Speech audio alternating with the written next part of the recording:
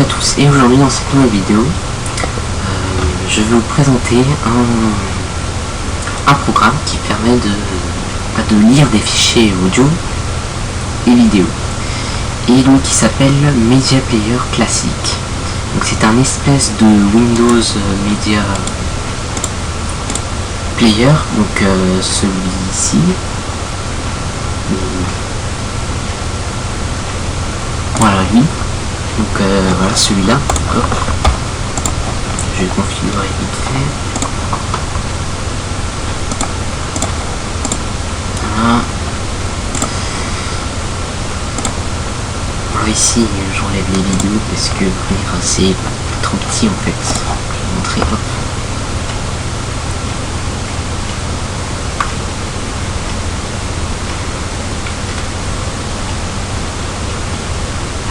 Voilà. Donc c'est ça, tout simplement. Et donc ici on a les temps, donc on a ça. C'est un truc basique, voilà ce qu'on a. Mais le programme que je vais vous montrer aujourd'hui, il y a plus de possibilités, il y a plus de fichiers pour pouvoir ouvrir que vidéo et tout. Donc là j'ai la version 10. Et donc pour télécharger, c'est simple, il faut aller et les liens sont dans la description, bien sûr. Voilà, hop. Vous avez le lien officiel. Voilà, et vous avez le lien comment ça marche. Donc CCM. Donc je vous montre comment ça marche. Celui-là, hop. Donc je fais un fichier pour la description, tout simplement. C'est plus simple à noter et à faire des copier-coller ici. Voilà. Et donc ici, là on peut le télécharger. Vous voyez, ce lecteur n'est plus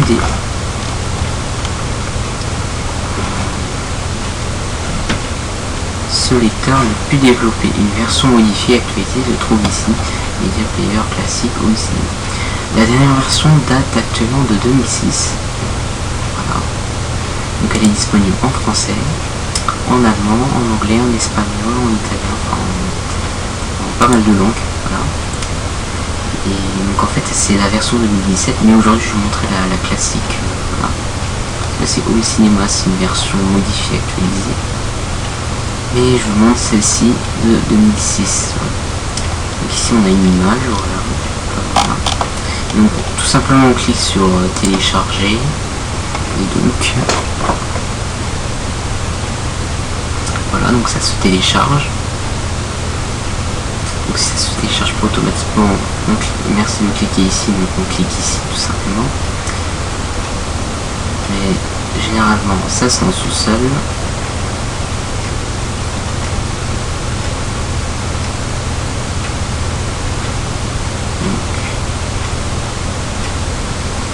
Rediriger vers la page d'accueil. Alors la page d'accueil se trouve vers SourceForge, alors c'est pas très cool. Il vous propose de cliquer ici, donc merci de cliquer ici, moi je vous propose de, si jamais ça marche pas. Et là, ça va pas marcher. Donc, pour ça va pas marcher, il faut retourner en arrière. Voilà, donc on clique ici vu que ça n'a pas marché tout à l'heure. Voilà. Et donc, normalement, voilà, on nous propose de télécharger. Donc il est en zip. Normalement, il s'installe. Et on vous fait enregistrer le fichier. Et normalement, si vous cliquez sur OK, soit il va à ce moment-là le télécharger direct, soit il vous demande où à l'endroit où vous voulez le télécharger. Voilà. Généralement c'est dans téléchargement si on ne change pas. Voilà. Bon, alors je vais vous montrer l'autre lien.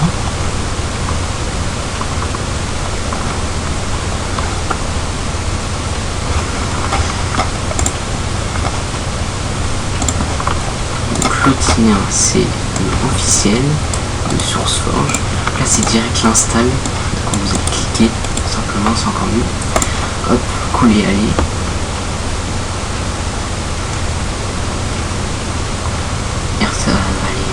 se rendent sur le site. Ici il y a un décompte, voilà. Hop, bon ça on met I don't know, accept, c'est pas grave, voilà. On laisse télécharger, et si y a un problème vous faites problème downloading, donc c'est de l'anglais, donc généralement ça marche, voilà. Vous faites enregistrer le fichier, mais si ça ne va pas marcher, vous faites problème downloading et vous faites please use direct link, voilà. Et voilà, donc on fait enregistrer le fichier, voilà. Donc ça se télécharge, alors c'est très léger, hein, ça fait 2,6, 2,6. Voilà. Hop. Et donc, une fois téléchargé, on se rend dans le dossier où on l'a mis. Hop. Les documents, téléchargement. Et donc il est ici. Donc je lance l'installation, exécuter. Voilà, donc ici on fait suivant, j'accepte. Donc là ici on laisse cocher tout ce qu'il y a, voilà. Ça faut laisser, voilà, donc ça c'est des formats qui prend du AVI comme VLC, voilà. Lecteur DVD et les autres, ça c'est déjà pas mal, c'est un peu comme VLC. Voilà. Donc si on fait donc un raccourci bureau par de lancement, bon, par de lancement je ne veux pas, je veux le bureau. Voilà, donc je clique sur suivant.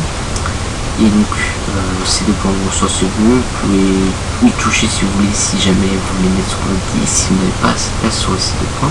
Et vraiment c'est ce que je vous conseille, c'est de l'installer sur un autre disque. Comme ça, si bon là ça prend 6,2 MO, bon, je vous conseille de laisser sur le site de point, mais ça prend plus. Si un programme prend plus, vous mettez sur une autre partition. Là généralement on laisse là et on clique sur installer. Voilà, et voilà, donc c'était super rapide. Il y a des téléchargements supplémentaires, donc portail de traduit. Là ça c'est pour DirectX 9 uniquement, voilà. Voilà. On clique sur suivant. Et donc je peux l'exécuter, mais je vais pas l'exécuter pour l'instant, voilà. Donc il se trouve ici, il se trouve même dans la barre des tâches. Alors il n'est pas dans la barre des tâches. Je sais pas pourquoi. Bon, généralement ils sont pas dans la barre des tâches, j'ai l'impression. Alors, ça c'est tous les all user, bureau, user, tous les utilisateurs, il n'y a pas le ça. Alors, si je vais sur l'administrateur, bureau, non il n'y a pas. Peut-être qu'il s'installe juste. Donc, on va l'exécuter, voilà. Donc il se présente comme ça, voilà. Donc ici on a la version qui s'est traduite par Julien, voilà, 2006, de 2002 à 2006, voilà. Donc voilà, la site web de voilà. Ensuite on a la ligne de commande. Donc là on peut utiliser en ligne de commande, donc ça c'est déjà pas mal. Voilà. Je vous laisse regarder si vous voulez. On peut ouvrir un fichier, ouvrir rapidement, ça c'est bien parce que vous allez ouvrir un fichier. À ce moment-là, c'est pour ouvrir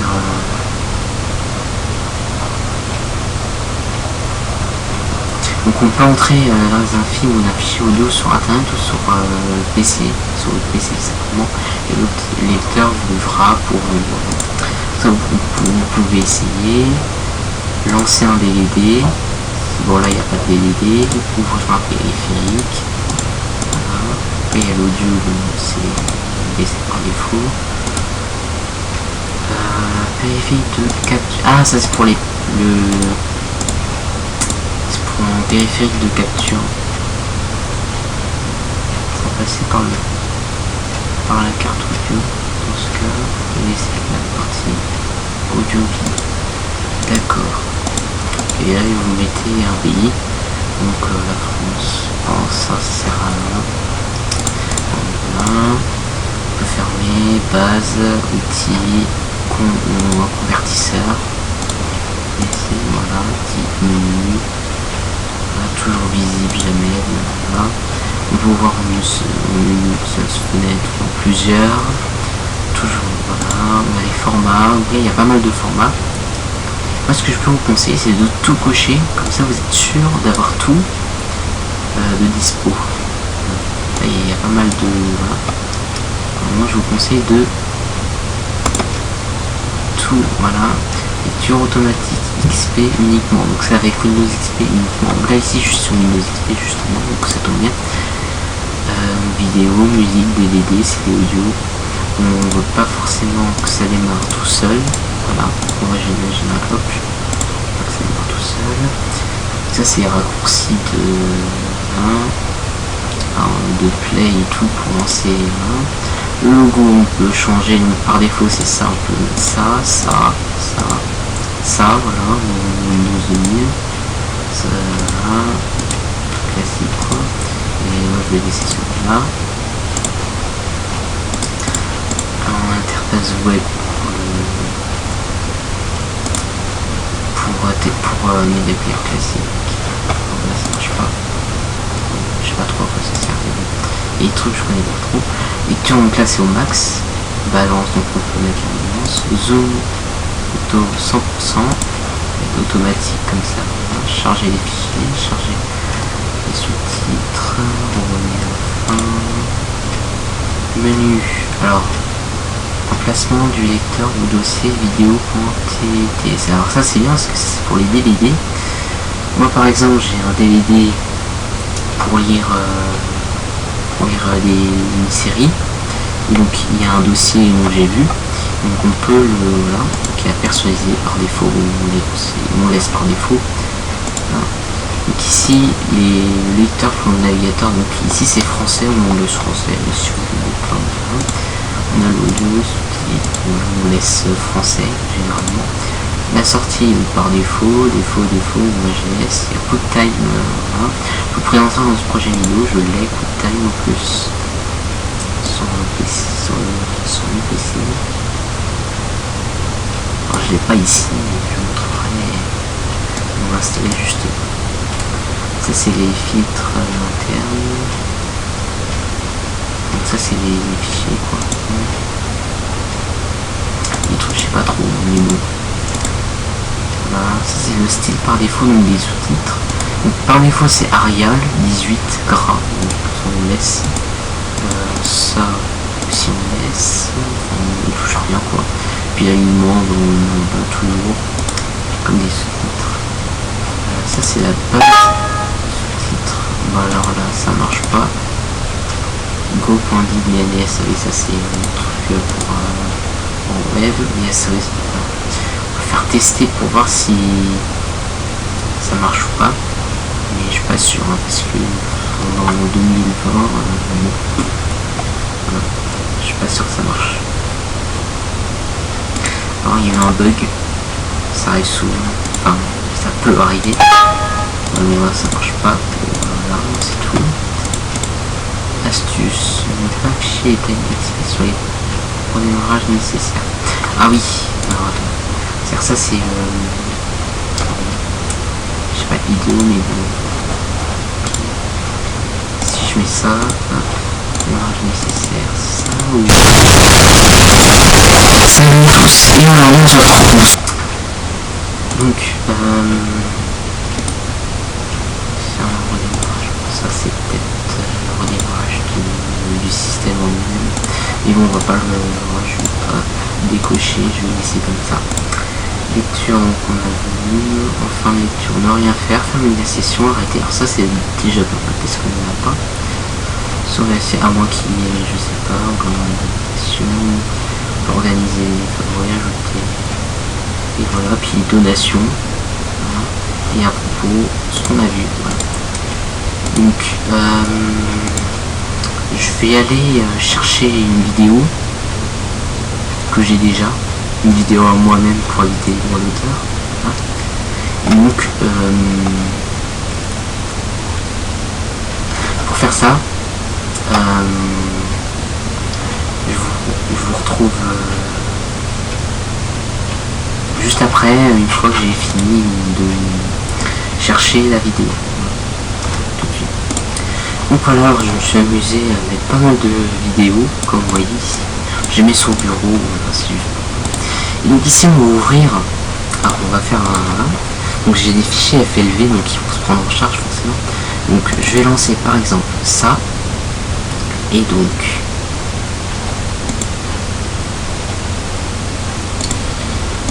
Alors là, ça ne marche pas, je sais pas pourquoi. Ça marche pas. Ah, ça marche. Alors, Salut à tous. alors il y a vraiment un truc bizarre, c'est que bon, ça ne va pas s'ouvrir. Mais où ça marche, ça marchera. Vu que ça... Donc ici ça marche, donc pour vos lecteurs.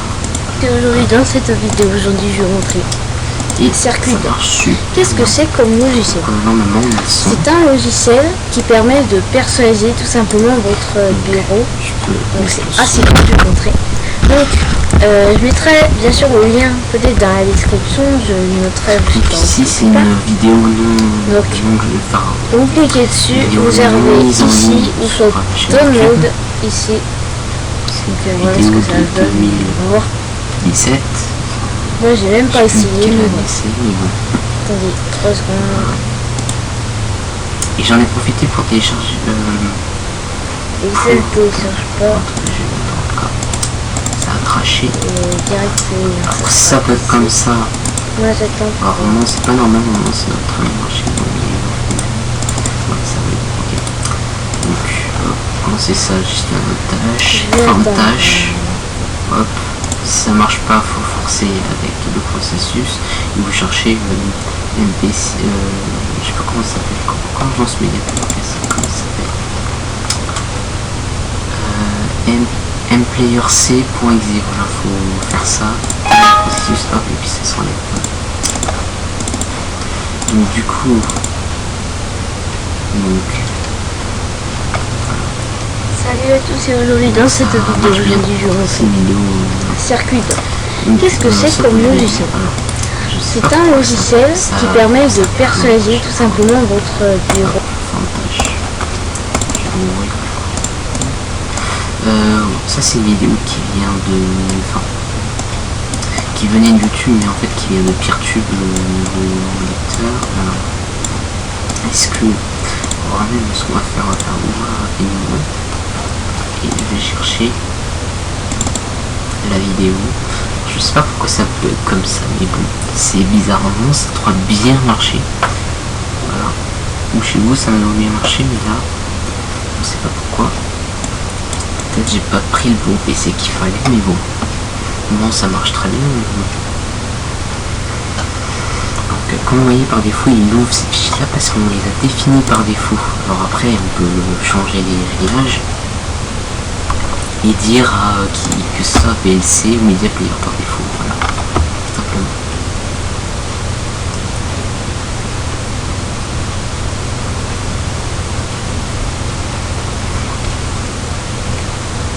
Alors ça a complètement bugué. Bon bah on va faire maintenant.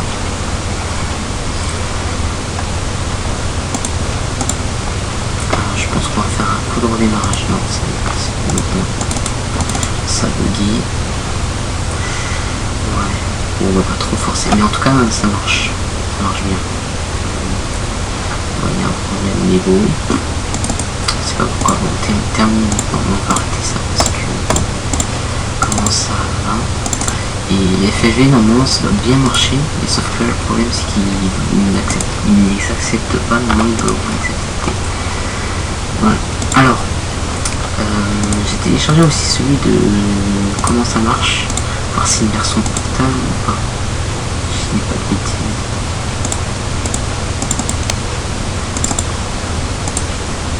C'est une version portable.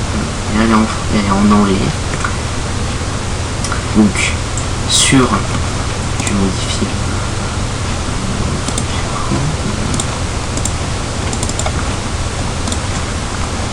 Du coup...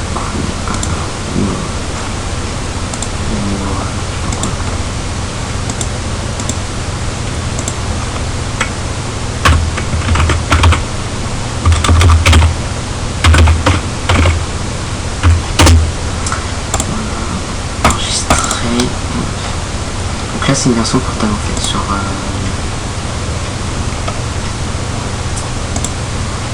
sur comment comment ça marche. Donc là j'ai modifié. Donc c'est en anglais vous faites option.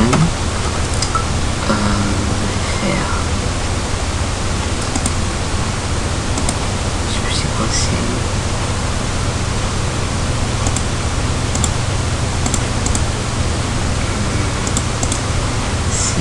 alors c'est DVD ou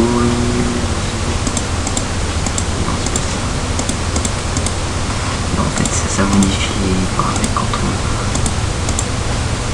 on. Alors là on pourra pas le mettre en français. Quand on peut pas le mettre en français malheureusement, mais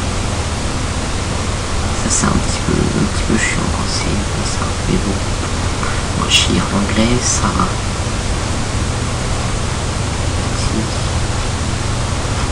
Bon, on n'a pas tout testé, j'ai pas tout testé, mais bon, voilà, après, il y a moins de fonctionnalités, parce que c'est une version. Donc là, malheureusement, on peut pas changer la langue, mais bon, il faudra vous débrouiller avec l'anglais, si vous voulez la version sans installation. Donc, on va fermer. Voilà. Donc en fait, il faut que j'y arrive, voilà. Quand même, j'ai supprimé cette version, parce que j'ai déjà celle-là. Ah, il y a eu un bug complet. Là, il se passe un truc. Je sais pas, faut que je ferme la session. Et donc, ça, voilà. Alors, je vais les enlever parce que ça prend de la place pour moi. Quand ça va pas, on fait CTRL et on clique. Hop, donc là-dessus. Hop. J'ai vidé la corbeille. Voilà, donc c'est tout. Donc j'espère que ça vous aura plu ce logiciel, hein, il marche super bien. Voilà. Donc voilà. Et donc on se retrouve pour une prochaine vidéo. Et je vous dis à la prochaine.